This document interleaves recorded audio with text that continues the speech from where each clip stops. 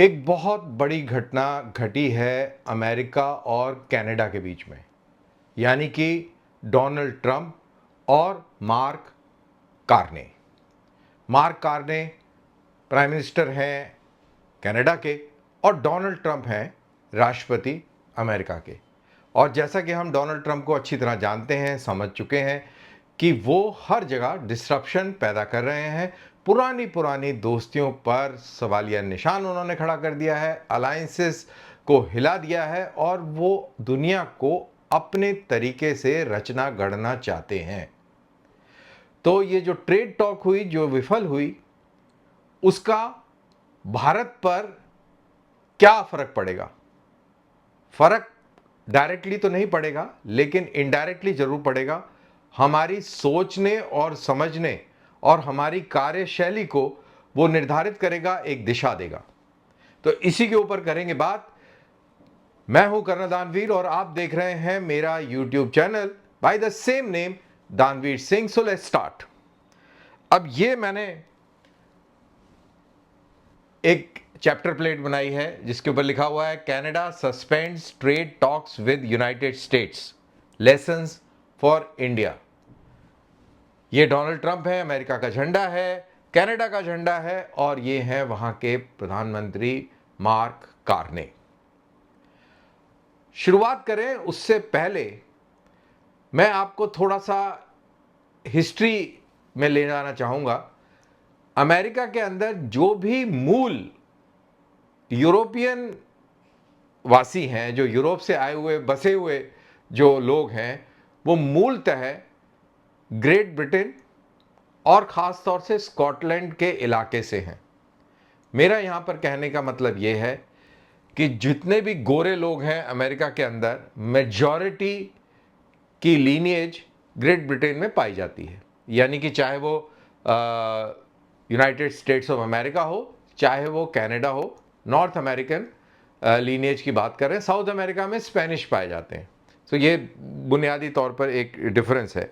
तो बेसिकली एक ही माँ के दो बेटे हैं और इनके बीच में बहुत अच्छे रिलेशनशिप रहे हैं। मार्क कार्नी बहुत ही अपसेट नज़र आ रहे हैं ऑब्वियसली, क्योंकि उनकी सोवरेनिटी का सवाल है। देखो, हर एक देश का, हर एक इंसान का, व्यक्ति का एक सेल्फ रिस्पेक्ट होती है। एक मुल्कों के बीच में सोवरेनिटी होती है। तो सोवरेनिटी का कोई उल्लंघन करता है तो उस देश की अस्मिता के ऊपर एक घात होता है, एक सेल्फ रिस्पेक्ट के ऊपर घात होता है। तो वो कोई टॉलरेट नहीं करता है। और देखिए, लीडर जो है डेमोक्रेसी के अंदर, वो सोसाइटी का ही एक प्रतिबिंब होता है, एक रिफ्लेक्शन होता है। तो अगर सोसाइटी नाराज हो जाएगी तो फिर वो डेमोक्रेटिक सेटअप में वो सरवाइव नहीं कर पाएगा लीडर। तो मार्क कार्नी की तो ये सिचुएशन है। डोनाल्ड ट्रंप ने बहुत ज़बरदस्त चूरन खिलाया हुआ है वहाँ पे अमेरिकन पब्लिक को, गोरों को, कि America has to rise again, उनको इकोनॉमी सही करनी है, सब कुछ पहले बर्बाद था और वही आए हैं जो ठीक करेंगे। और इस चूरन को खाकर लोगों को स्वाद भी आ रहा है और कहानी चल भी रही है, इसीलिए वो इस तरीके के काम कर रहे हैं। अब क्या हुआ है यहां पर, इसके बारे में बात करते हैं। तो ये जो स्लाइड है ये बता रही है कि वहां पर क्या हुआ। तो आइए इसको एक बार इस पर नजर डालते हैं। कनाडा के प्रधानमंत्री मार्क कार्ने, इन्होंने नेगोशिएशंस यूनाइटेड स्टेट्स के साथ जो चल रहे थे, ट्रेड नेगोशिएशन, उनको रद्द कर दिया। 21 अगस्त की बात है ये। और कनाडा ने कहा कि लास्ट मिनट पर अमेरिका ने कुछ ऐसी डिमांड्स डाली जो अनफेयर थी, अन इकोनॉमिक थी और सोवरेनिटी के खिलाफ थी, स्वायत्ता। और no deal at any price. ऐसा नहीं कि कुछ भी आप कीमत लगा के और आप ये डील कर लें। तो ये कहानी हुई। और इसके बाद अमेरिका, ट्रंप अंकल जो हैं वो नाराज हो गए और उन्होंने 50% टैरिफ ठोक दिए कनाडा के ऊपर। 20 billion worth of Canadian imports के ऊपर इसका इंपैक्ट पड़ेगा। अब sectors that have been targeted, steel है, डेयरी है, अप्लायंसेज हैं, एग्रीकल्चरल इक्विपमेंट है, पल्प है, पेपर है, इलेक्ट्रॉनिक्स वगैरह वगैरह। और ये मैटर इसलिए करता है, this is not just a tariff dispute, this is a battle over economic sovereignty. देखिए, इकोनॉमिक्स अगर आपके हाथ में नहीं होगी और उसकी तारें कहीं और जुड़ी होंगी तो आपका हाल पाकिस्तान जैसा हो जाएगा। कटोरा ले लेके घूमना पड़ेगा, कोई भी तार खींच देगा तो आप खींचे चले जाएंगे, है ना। तो वो वाली सिचुएशन है। और कनाडा कोई कमज़ोर मुल्क नहीं है, बहुत ही पावरफुल मुल्क है इकोनॉमिकली। तो वो इतनी आसानी से डोनाल्ड ट्रंप के दबाव में आ जाए, ये नामुमकिन है। और याद रहे कि कनाडा ने अमेरिका के साथ कंधे से कंधा मिलाकर सारे क्राइसिस में अपनी भागीदारी दी है। तो कनाडा एक बहुत ही टाइम टेस्टेड फ्रेंड रहा है, और ये वो दोस्त रहे हैं जो जिनकी मिसालें दी जाती थी कि देखिए, नेबरहुड होते हुए भी इतना अच्छा भाईचारा है। जनरली नेबर्स के बीच में झगड़ा होता है, बट इनकी मिसाल दी जाती थी, वो मिसाल जो है रद्द हो गई, वो बिल्कुल ढह गई मिसाल। अब इसका इम्पैक्ट ट्रंप की पॉपुलैरिटी पे क्या पड़ेगा, तो इसको भी समझते हैं। देखिए,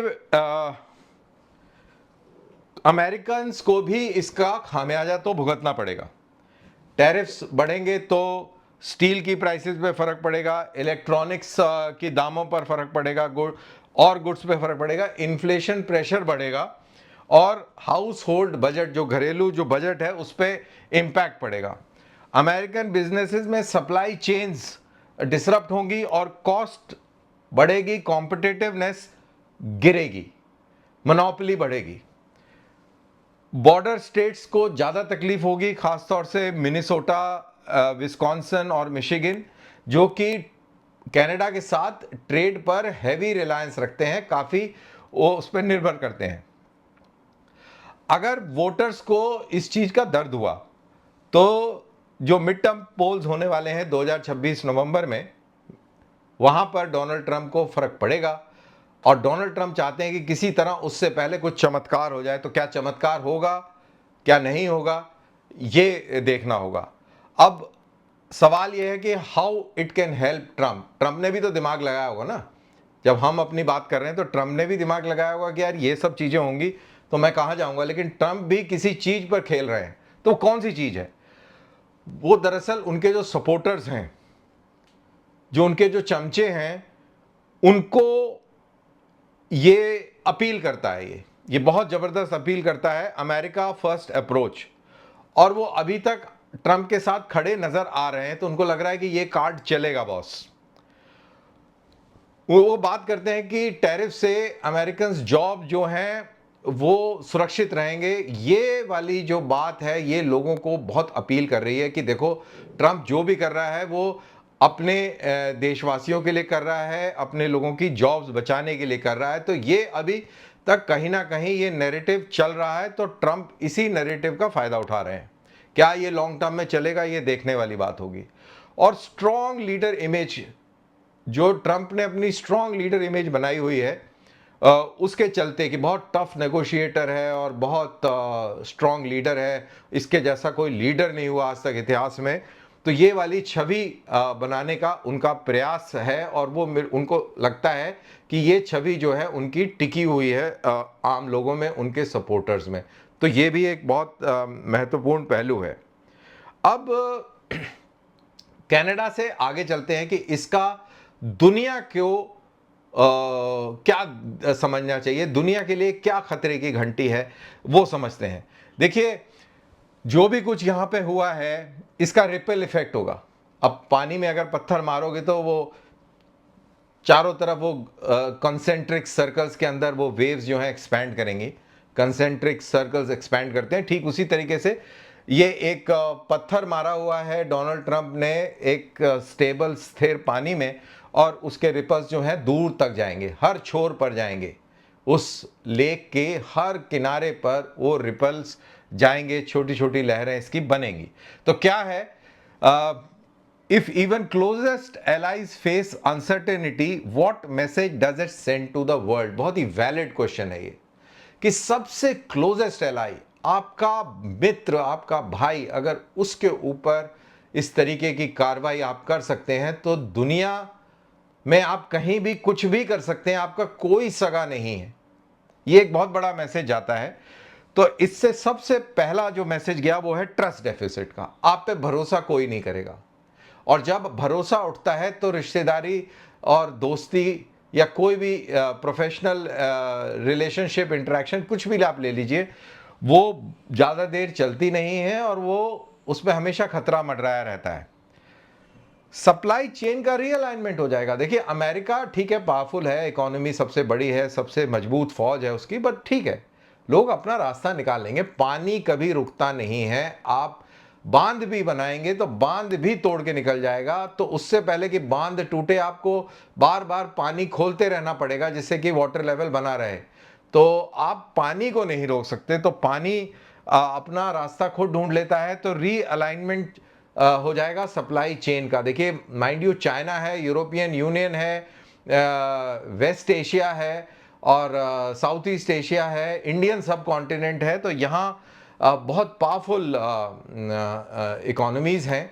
और अफ्रीका एक उभरता हुआ एक इलाका है, मार्केट है। सिमिलरली आपका साउथ अमेरिका, वो भी एक बहुत बड़ा फैक्टर इस पूरी सप्लाई चेन के अंदर है। सो अकेला अमेरिका पानी रोक लेगा ऐसा नहीं है। अब क्या होगा कि अब ट्रेड डाइवर्सिफिकेशंस होंगे। कनाडा, आपको याद होगा कि कनाडा पहले कितना खालिस्तानियों को सपोर्ट करता था। जब अमेरिका ने उसको आंख दिखाना शुरू किया तो उसको एकदम से भारत की याद आई कि अरे यार, यहाँ खेल बिगड़ रहा है, भारत की ज़रूरत पड़ेगी। तो खालिस्तानी उन्होंने चुप करा दिए। अब आपको देखने को नहीं मिलते, कम वीडियो मिलेंगे। अब वो जिस तरीके के वो हल्ला गुल्ला होता था, वो एक वो बदमाश पन्नू, वो खूब वीडियो निकालता था। आजकल उसके वीडियो भी नज़र नहीं आ रहे हैं, पता नहीं कहाँ गया वो उसका भी असर यही है। ट्रंप और कनाडा और अस्थिरता, पता नहीं कि क्या होगा। कल पता लगा उसको वापस भेज दिया यहाँ पर, और यहाँ पर तिहाड़ जेल में सड़ेगा वो। अब डी डॉलराइजेशन को बढ़ावा मिलेगा। डी डॉलराइजेशन ट्रंप का और अमेरिका का सबसे बड़ा खतरा रहा है। अभी पूरी दुनिया में डॉलर चलता है। तो डी डॉलराइजेशन की बात ब्रिक्स को लेकर चली थी, और आपको याद होगा भारत ने कई बार रिएश्योर किया कि देखिए, हम डॉलर के खिलाफ नहीं, हम डी डॉलराइजेशन में नहीं जाएंगे। लेकिन अगर ये सिचुएशन ऐसे बढ़ती जाएगी तो क्या पता कल भारत भी इस मुहिम में कूद पड़े। भारत, चाइना, रशिया, इजराइल और करेक्शन ब्राज़ील, और आगे आने वाले टाइम में क्या पता ईयू, ब्रिटेन और बाकी कंट्रीज भी इसमें जुड़ जाएं। You never know. अपनी करेंसीज में तो ट्रेड डील लोग कर ही रहे हैं। अपनी करेंसीज में डॉलर को साइड में करके ये चीज़ें तो शुरू हो ही गई हैं। On rise of regional blocks, जैसे मैंने कहा कि ब्रिक्स एक बहुत इंपॉर्टेंट एक ब्लॉक है, तो ये भी और ज़्यादा मजबूत होगा। और भी ऐसे कई सारे ब्लॉक्स हैं, आसियान है, जहाँ पर ये कहेंगे कि भाई ठीक है, हम डॉलर में नहीं बात करेंगे, हम अपनी करेंसी में ही ट्रेड करेंगे। तो ये सारी संभावनाएं आने वाले समय में हो सकती हैं। तो अब इसकी रोड अहेड क्या है, रोड अहेड भी समझना जरूरी है। The road ahead, what happens next, Canada US trade conflict is far from over. तो अभी ये ट्रेड वॉर खत्म नहीं हुई है, it is far from over. आगे क्या होगा, आगे नेगोशिएशंस दोबारा रिज्यूम होंगी, होनी ही पड़ेंगी, कोई और चारा नहीं है। मोर टैरिफ्स, क्योंकि स्ट्रॉन्ग मैन इमेज है डोनाल्ड ट्रंप को दिखानी, तो more tariffs can come. Global trade realignment, जिसकी हमने बात करी ली है, और रूल बेस्ड सिस्टम जो है, जो निर्धारित रूल बेस्ड सिस्टम इतने दशकों से इस्टेब्लिश हुआ है, उसको खतरा है। और अगर रूल बेस्ड सिस्टम को खतरा पड़ता है तो सप्लाई चेन को खतरा पड़ेगा, हम सब के घरों पर उसका इम्पैक्ट पड़ेगा। तो ये एक बहुत बड़ा मेजर रिस्क है आगे। तो ये तो रही बात कनाडा यूएस की और दुनिया की। हमारे लिए क्या सबक है, हम उसके ऊपर भी ध्यान देते हैं। पावर लेसन्स, पावर के क्या लेसन्स हैं भारत के लिए। From Canada US trade conflict, what India has to learn, हमने क्या सीखना है इससे, यह बहुत इंपॉर्टेंट है। This is more than tariff war, this is battle for economic sovereignty, कि मेरा पर्स मेरी पॉकेट में होना चाहिए, ऐसा ना हो कि मेरा पर्स किसी और की पॉकेट में हो, और ऐसा भी ना हो कि मैं इतने कर्जों में डूब जाऊं कि मेरे अपने खुद के घरेलू डिसीजंस मैं ना ले पाऊं, क्योंकि जो कर्जा दे रहा है वो बताएगा कि तुम ऐसे नहीं ऐसे करो। जैसे पाकिस्तान में होता है, आईएमएफ बताता है कि अभी पेट्रोल की कीमत बढ़ा दो, अभी ये कर दो, बिजली की कीमत बढ़ा दो, तो वहाँ के जो लोग हैं वो बदहाल है, लेकिन वहाँ पे कोई फर्क नहीं पड़ता, क्योंकि वहाँ पर मिलिट्री डिक्टेटरशिप है, वो भी फ्रॉड, आगे सिविलियन पीछे फौजी। अब जैसा कि मैंने ये बताया, तो वही पॉइंट्स हैं बेसिकली। डिपेंडेंसी रिस्क जो है वो काफ़ी बढ़ जाता है, ओवर डिपेंडेंस ख़तरनाक है। लेवरेज मैटर्स, तो जिसके पास पैसे की पावर होगी, जो आपके बटुए की जो तार और रस्सियां जिसके हाथ में होंगी वो खींचेगा, वो लेवरेज पैदा करेगा और आपको बताएगा कि आपने क्या करना है। No deal can be a strategy, bad deal today can harm long term interest, walk away if the terms don't serve your national interest. ये मैंने इसलिए डिटेल में पढ़ा क्योंकि मार्क कार्ने इसीलिए उस डील से बाहर गए, क्योंकि लॉन्ग टर्म इंटरेस्ट नहीं है। शॉर्ट टर्म में शायद आपको थोड़ा फायदा दिख रहा हो, बट लॉन्ग टर्म में नहीं है नेशनल इंटरेस्ट, और नेशनल इंटरेस्ट है सोवरेनिटी का। हम आज़ाद हैं, हम आज़ाद रहने चाहिए, चाहे फौजी लिहाज से, चाहे इकोनॉमी के लिहाज से। डोमेस्टिक स्ट्रेंथ, अब सब अपने, पहले ग्लोबलाइजेशन की बात होती थी, अब सब डोमेस्टिक मजबूती की ओर ध्यान देंगे। Domestic consumption, domestic production, domestic research and development, और ये सारी चीज़ें डोमेस्टिकली अब मजबूत करी जाएंगी। और डाइवर्सिफाई होगा, लोग अमेरिका के ऊपर डिपेंडेंसी अब कम करना शुरू करेंगे। देखिए यहां पर एक मैं पॉइंट बता दूं कि कोई भी बड़ी पावर दुनिया की, जब भी उसका पतन हुआ है, उसका पतन अंदर से हुआ है, उसके ऊपर किसी बाहरी किसी पावर ने आक्रमण नहीं किया है, अंदर से, ओवर कॉन्फिडेंस से और इस तरीके की बेवकूफ़ियों से हुआ है। चाहे वो ब्रिटिश एम्पायर की बात हो, चाहे और किसी एम्पायर की बात हो, चाहे तुर्कों की बात हो, चाहे वो भारत के अंदर मुगलों की बात हो, कोई भी आप एम्पायर ले लिए, मौर्यन एम्पायर, अशोकन एम्पायर, ये जब आपको ये लगने लगता है कि अब हम खुदा हो गए हैं और हमको कोई चैलेंज नहीं कर रहा है, तो एक कॉम्प्लिसेंसी आ जाती है और इस तरीके की बेवकूफ़ियाँ आप करने लगते हैं, जिसकी वजह से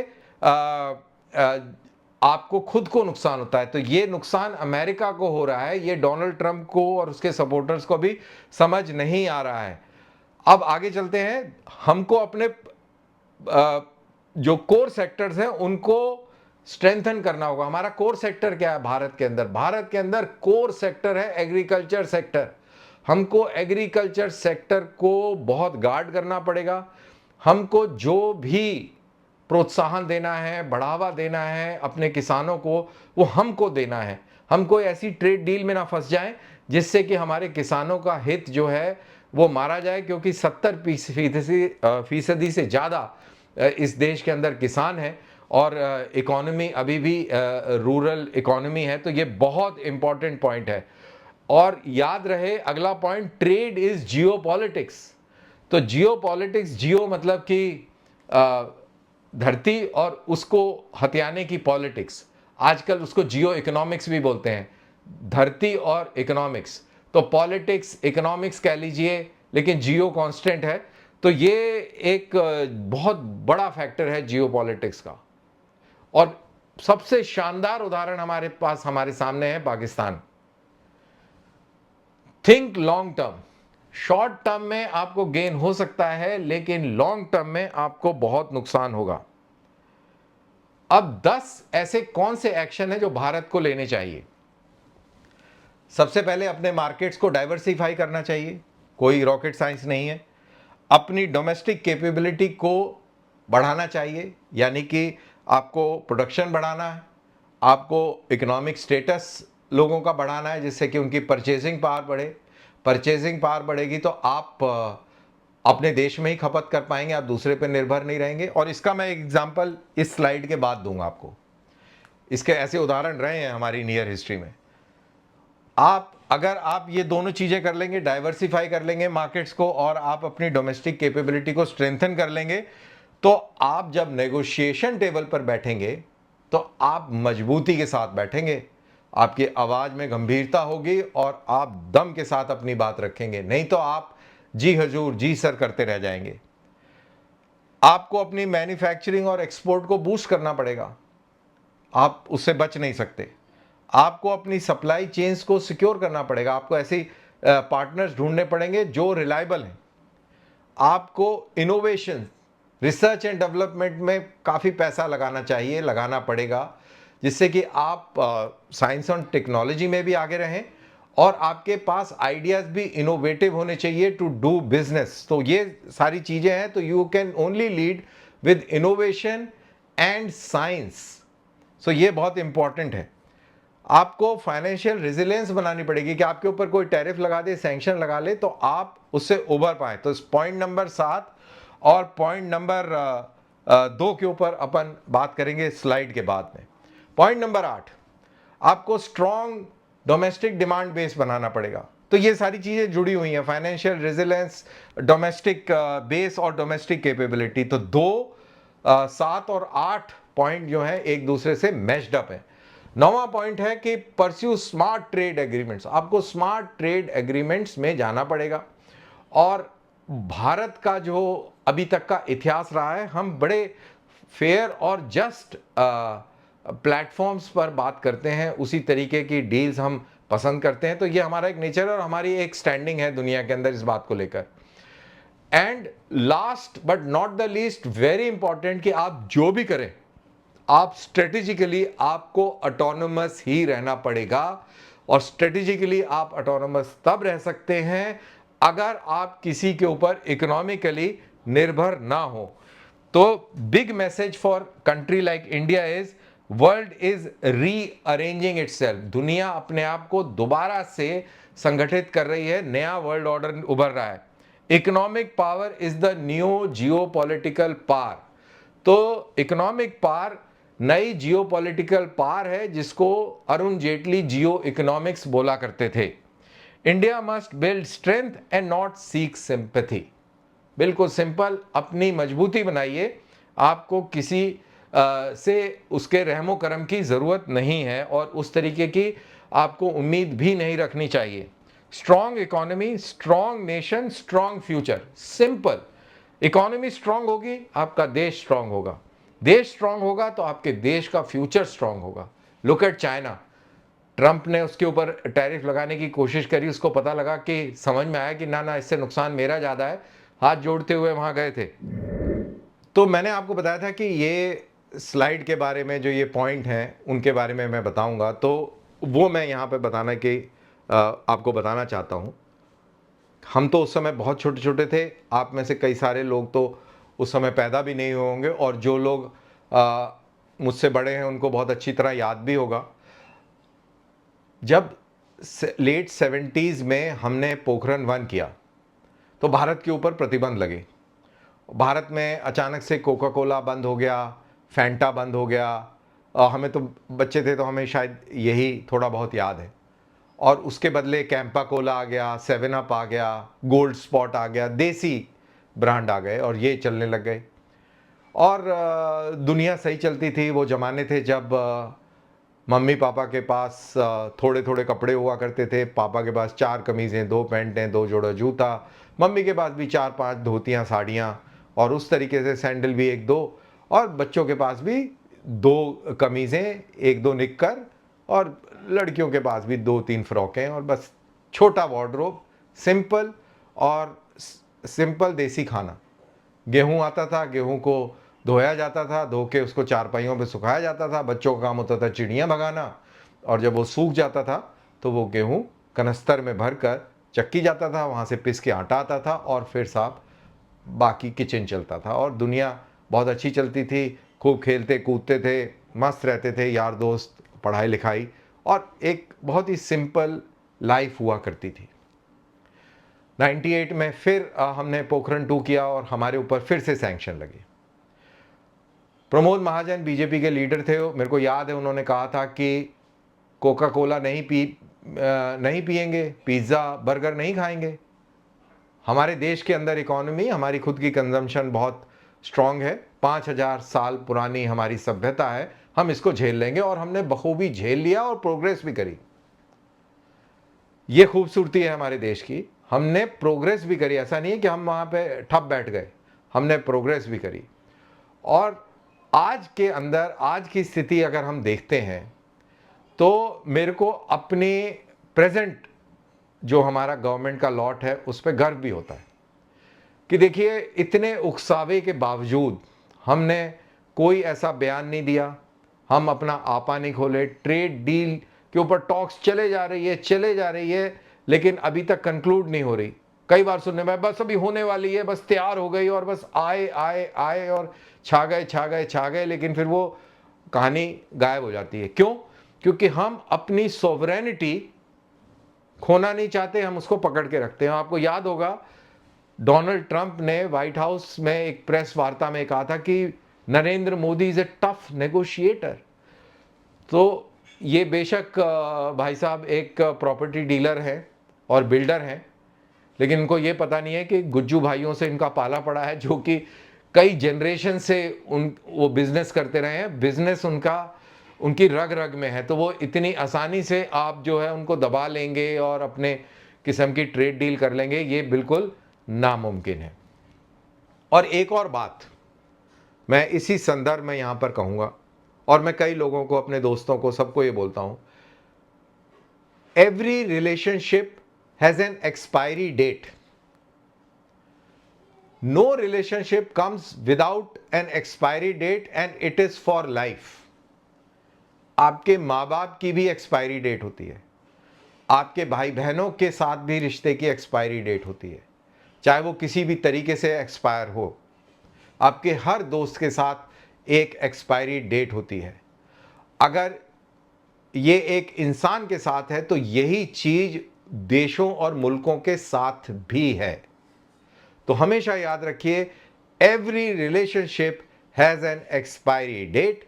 अमेरिका और कनाडा के रिश्तों के अंदर भी एक्सपायरी डेट आने के बाद जो हम ये कार्रवाई देख रहे हैं कि नया प्रोडक्ट बने और नए पैकेजिंग के साथ आए विद न्यू एक्सपायरी डेट, तो क्या ये नया पैकेज नई एक्सपायरी डेट के साथ आएगा ज़रूर। नेगोशिएशंस होंगे, टाइम लगेगा। कितना टाइम लगेगा, let's wait and watch. But ये पक्का है, ये तय है कि अब दुनिया बदल चुकी है, दुनिया रीओरिएंट हो रही है, और हमको अपने आप को बहुत बहुत मजबूत रखना है और बनाना है। तो इसी के साथ मेरा ये वीडियो यहाँ पर समाप्त होता है। आपको ये कैसा लगा? आपको अच्छा लगा, आई एम वेरी श्योर, तो आप अपने दोस्तों के साथ भी प्लीज़ इसको शेयर कर दीजिए, और मेरे अगले वीडियो का इंतज़ार कीजिए। जय हिंद।